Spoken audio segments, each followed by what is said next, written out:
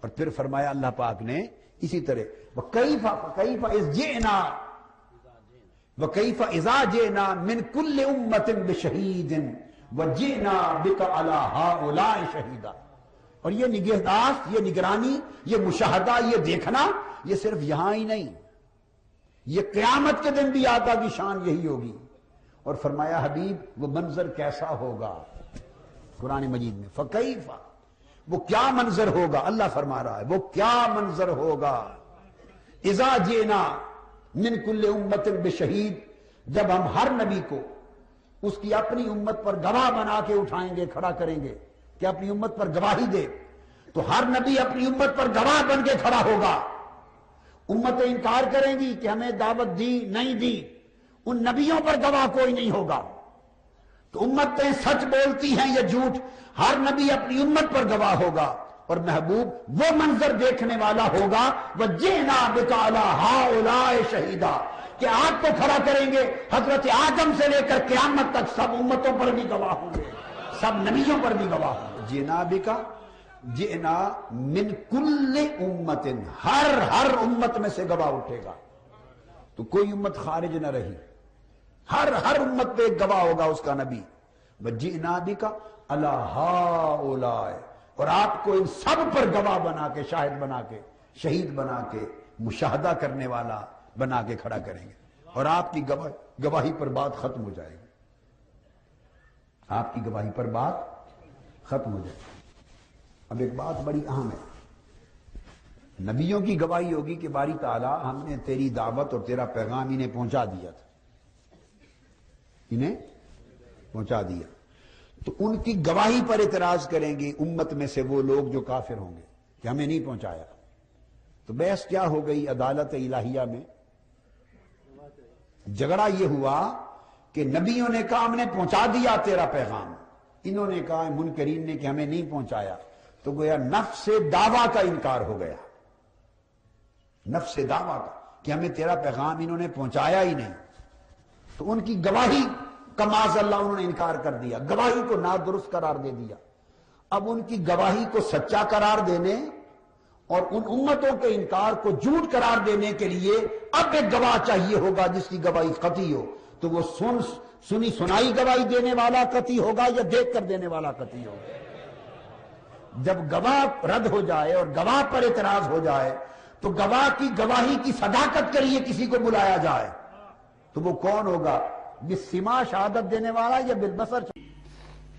تو شاہدن کا اس نے ترجمہ کیا حاضر ناظر، حاضر ناظر، حالانکہ یہ ترجمہ وہ خود بھی سمجھتا تھا کہ تحریف ہے، اور قرآن پاک میں ڈنڈی مار رہا ہے کہ کیونکہ کئی مقام پہ شاہد کا لفظ موجود ہے. مثلا حضرت یوسف علیہ السلام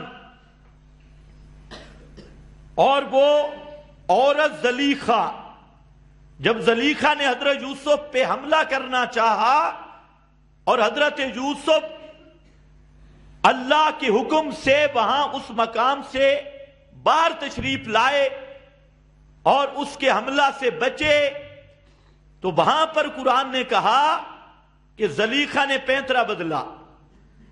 اب حملہ آور خود ہوئی تھی، لیکن جب دروازے سے باہر نکلے عزیز مصر سامنے تھا تو زلیخا نے مکر کیا اور پینترا بدلا اور خود کہنے لگی اس کی کیا سزا ہوگی جو تیرے حرم کے بارے میں غلط سوچے، غلط ارادہ کرے، یعنی الزام حضرت یوسف پہ لگا دیا.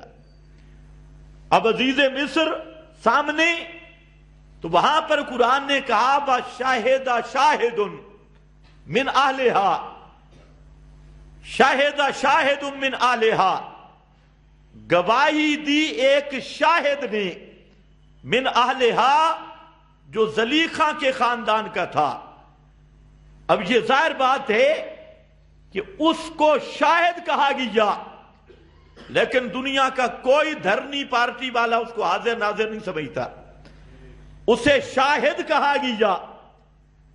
ادھر مانا کیا حاضر ناظر، اور سورہ یوسف میں لفظ شاہد آیا، وہاں پر احمد رضا خان نے بھی حاضر ناظر نہیں کر سکا، تو گواہی دی ایک گواہی دینے والے نے، اور یہ گواہ بھی موقع پر موجود نہیں تھا، اندر موجود نہیں تھا۔ بعد والے جنہوں نے احمد رضا خان کے ترجمہ کو مسترد کیا، انہیں کہا شاہد کا معنی گواہ، اور گواہ ہوتا وہ ہے جو موقع پر موجود ہو، آنکھوں سے دیکھ رہا ہو۔ تو میں نے کہا یہاں شاہد ہے، حاضر ناظر بھی نہیں اور موقع پر بھی موجود نہیں۔ وہاں اندر صرف زلیخا یا حضرت یوسف تھے، یہ گواہ موجود نہیں تھا۔ اس نے گواہی کیا دی؟ قمیض دیکھ لو، اگر قمیض آگے سے پھٹی تو قصور حضرت یوسف کا، اور اگر قمیض پیچھے سے پھٹی تو قصور اس عورت کا۔ تو قرائن پہ گواہی دی، وہاں پر نہ آنکھوں سے دیکھا نہ موجود تھا۔ تو خیر بہرحال اسی طرح قرآن کریم کی اور بہت سارے مقام، وَشَاهِدَ شَاهِدٌ مِّن بَنِي اسرائیل، گواہی دی ایک گواہ نے جو بنی اسرائیل سے تھا، یہود سے تھا۔ اب اس کا معنی دنیا کا کوئی رضا خانی وہ حاضر ناظر نہیں کر سکتا۔ شاہد شاہد من بنی اسرائیل، شاہد کا لفظ آیا اور بنی اسرائیل کا شاہد، تو یہاں پر بھی حاضر ناظر کا معنی کسی لنگڑے شنگڑے میں بھی ہمت نہیں کہ وہ حاضر ناظر کا معنی کرے۔ اسی طرح قرآن کریم میں اور مقام پہ آیا فَاكْتُبْنَا مَعَ الشَّاهِدِينَ، حضرت عیسیٰ کے حواری وہ کہتی ہیں یا اللہ ہمیں گواہوں شاہدین سے لکھ دے۔ اب اس مقام پہ کوئی رضا خانی ملا وہ شاہد کا معنی حاضر ناظر نہیں کر سکتا۔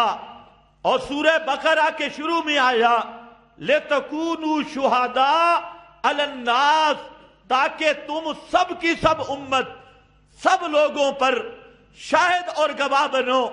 اب دنیا کا کوئی رضا خانی، یہاں شہداء کا لفظ آیا لیکن حاضر ناظر کا معنی نہیں کر سکتا، موقع پر موجود ہونے کا معنی نہیں کر سکتا۔ تو عرض یہ کر رہا تھا لفظ شاہد سے لوگوں کو دھوکہ دیا جاتا ہے، اور کہتے ہیں ایک نے کر دیا شاہد کا معنی ہر وقت ہر جگہ حاضر ناظر۔ اب ذرا اسی معنی کو سوچو کہ شاہد کا معنی حاضر ناظر، یہاں